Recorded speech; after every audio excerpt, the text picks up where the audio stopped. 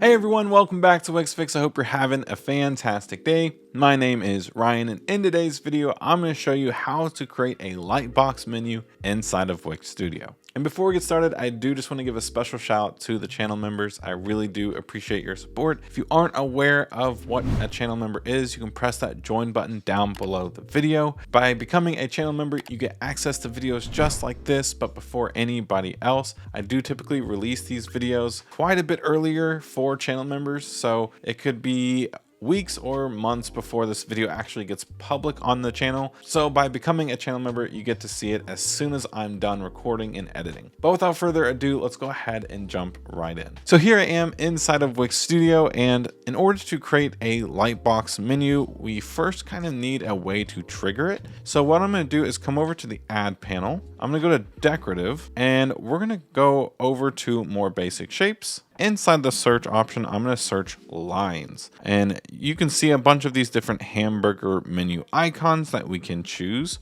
For fun, I'm going to choose this one right here. Now this is going to add this to the page, but I will say I don't want it to be this big, so maybe like 32 pixels will be good. And now I'm going to drag this inside of our header section, just like this. However, now we actually need to create the menu. So what we now need to do is come back over to the add panel, and we're going to come over to layout tools. We're going to come down to light boxes, and we're just going to choose a starting point. For this one, I think I'm going to choose something like this one right here. And once we add this light box, this is what we are going to see. The first thing I want to do is, with the light box selected, we're going to go up to the action bar and we're going to set the trigger.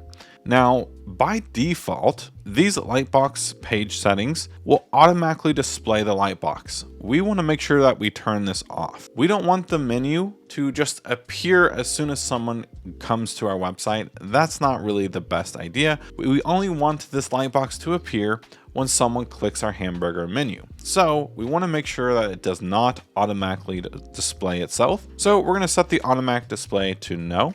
And we can also name this as menu if we wanted to. And then we can go ahead and exit out of this. Now, let's say we don't want the menu to be on the left-hand side. Instead, we want it to be on the right-hand side. To do this, all we have to do is come over to the align options over here, and we'll choose align to right. So now it's on the right-hand side of the page.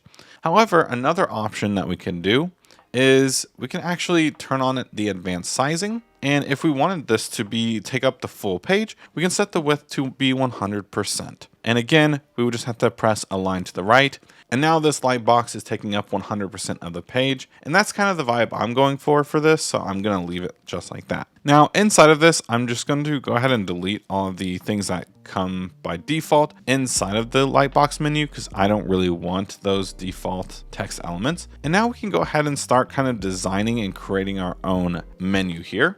And the first thing I'm going to do is actually add a container. We're going to make this pretty long, and I'm going to remove the background color. I'm also going to add a CSS grid, and I'm going to split this into a 2x1. So now we have 2 halves, and I am going to separate this by maybe, let's say 48 pixels. So now we have a little bit of a grid gap. Inside this left one over here, I do just want to add a small little graphic. So we're going to come over to decorative, and maybe we can choose something like this little star here. And just like we did with the hamburger menu, I don't want this to be too big. So what I'm going to do is maybe set this to be like 48 pixels.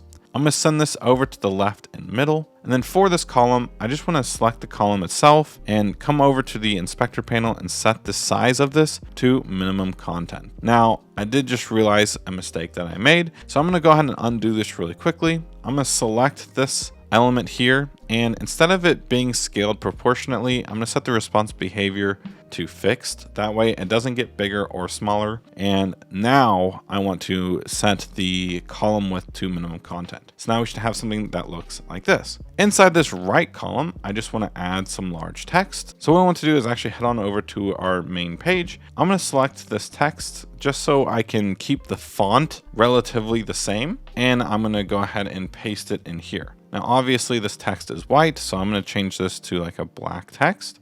Perfect. I'm also going to align it to the left and make sure that we put it in the right grid cell. Perfect. I'm also going to left align the text, and maybe this can be the about page, something like that. And we're also going to set the response behavior for this text element to hug. Perfect. So now we should have something that looks like this. And I also will say I don't really like the line spacing here. So I'm going to come down here to line spacing. I'm going to set this to like 0.8. I think that just looks a little bit cleaner like that. Perfect. And last but not least, we can grab the height of the row and set this to minimum content. Perfect. I think this looks pretty good just like this. And with this box, I'm going to go ahead and make sure we center it. I'm also going to go ahead and select this basic shape. I'm going to scroll down to adjust, and I'm going to set the opacity to like 20%. Perfect. And the last thing I want to do to this container before we add some animation and effects is I want to grab this container. We're going to turn on the advanced sizing for it. And for the width, we are going to set this to max content. So now the width of this container box is only going to be 48 pixels for this icon here, another 48 pixels for the spacing, and then however long this text element is, that's going to be how big this container will be. Now I am going to move this over here to the left-hand side just a little bit. And now we can go ahead and start adding our effects. So with the container selected, we're going to head on over to the animation and effects tab. And we just want to add a hover interaction here. So I'm going to add hover, and I don't want to apply the effect to itself. I want to apply the effect to the basic shape. So we'll go ahead and do that. And we'll go ahead and create a custom effect. Now, the only thing I want to do with this effect is to go ahead and set the opacity to 100%. And maybe I want to rotate this little graphic 90 degrees. Perfect. And we'll go ahead and press done. Now I want to do one more thing, and that's going to change the text color. So again, with the container selected, we're going to add another hover interaction, but we don't want to apply it to itself. We want it to apply it to the text element. And again, we're going to press custom and create a custom interaction. Now, the only thing I want to do is change the text color to our yellow here. And for that color, I actually need to grab this really quickly. So I'm going to grab this icon here, and I'm going to grab the hex code here. And now let's go ahead and go back into the setup here. So we'll go back over to the animation on text. We'll edit our animation, and we're going to change the color to the hex code that we just copied. And we'll go ahead and press apply. So now when we go ahead and press preview on this menu, when we hover over it, this is what's going to happen, right? We have a nice little rotation for this graphic, and it becomes more apparent, and then the text color changes. However, there's not a way to link to the about page yet.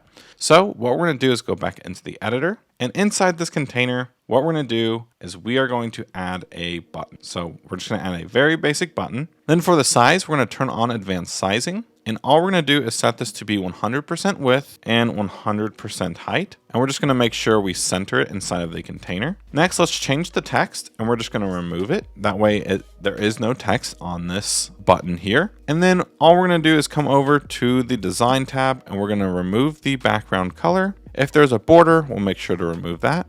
Then let's come over to the hover properties, and we're just going to do the same thing here. So now we have this button that we can link to, let's say, the about page. However, when we preview the website, this button is technically invisible, and we still have a really nice effect with our little menu item here. But now we have our custom menu item here, and now I want to duplicate this a couple times. So what I want to do is, with the breadcrumbs here, I want to grab the container, not the button, and I'm going to copy it, and then I'm going to paste it. And what I want to do is grab the container, and I want to line this up with the other menu. And maybe this one can link to the services page. Perfect. And we also need to change the text to say services. So we're going to come over to layer panel. We're going to grab this about text, and we'll say edit text. And we'll just change the text to say services. Perfect. Now let's do this one more time. So we'll grab the container, we'll paste it. With the container selected, we're going to drag this down underneath, and maybe this one can link to the contact page. And once again, we just need to grab the text, press edit text, and change the text to say contact. Perfect. So now we have all 3 containers here. So I'm going to grab all 3 of these containers, and now I'm going to stack these together. And if we check it out right here, we can see there's 36 spacing here and 29 here. Maybe we don't want that much. So maybe we can switch this over to a scale value, and we can set this over to like 32 pixels. So that way, in between all 3 items here, it's 32 pixels. Perfect. So now when we preview the menu and we hover over these different items, we get a really nice effect. However, there currently is not a way for us to link to that menu. We have created the basic shape here, but we did not link it. So all we need to do is select this hamburger menu icon and link this not to a page, but a lightbox. And we're going to choose our menu lightbox, just like that. So now when we preview the website on our page, we can press this little icon here, and now we can open up our little menu. And I think that looks really, really clean. Now we are not quite done quite yet because we have not adjusted this design for tablet and mobile. So let's go ahead and go over to tablet and check it out. As we can see, the background is not set to 100%, so we just need to change that here. And the rest of it, I think, looks pretty good. Now let's go down to mobile and see what we have here. And we can see it looks like the button is really long, but the box itself isn't. And also the text elements themselves are pretty big. Same with these shapes here. So for the basic shapes, let's just go ahead and set these to maybe be like 24 pixels. So I'm going to go ahead and do that for all of these items. Perfect. Then for the about text, let's maybe not make these 70 pixels. Let's maybe make these 32. Maybe 42. I think 42 will do a little bit better. Okay. Then let's also just bring the stack out just a little bit. And now for the buttons, now let's go ahead and see what the issue is. So the button is set to 100% width. So if we grab the container, we can see that there was, for some reason, a minimum width. So let's go ahead and remove that minimum width from the container, and we can see it shrunk up, which is really good. So let's go ahead and do that for these other containers really quickly. And let's also center this container a little bit more.